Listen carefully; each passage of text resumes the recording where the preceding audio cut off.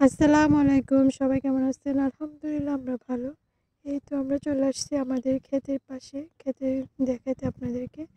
পানি দিব, বিচি ফেলছি। এই তো সুন্দর একটা বিকাল ছিল ওইদিন। মুশারফা দৌড়াদৌড়ি করতেছিল, ওর বাবা, আরিশা। ওদেরকে নিয়ে আমরা ক্ষেত দেখতে আসছি, ওরা পানি দিবে। বাচ্চাদেরকে আসলে এই ধরনের পরিবেশের সাথে পরিচিত করা আর কিছু না।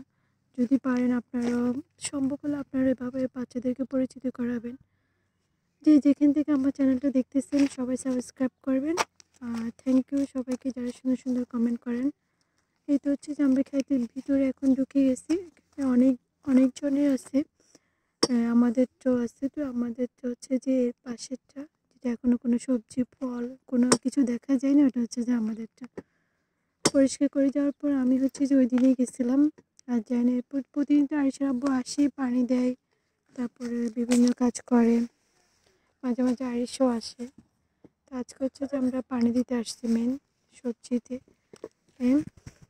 দেখেন আরিশ হচ্ছে যে পানি দিচ্ছে, ওকে হচ্ছে যে শেখাচ্ছি মূলত সব কিছু আস্তে আস্তে। আলহামদুলিল্লাহ আমি বিশ্বাস করি বাবা মা যেটাই করে এটা সন্তানদের কর্ম হিসাবে, তো ওদের একটা মেমোরি থাকে যায়।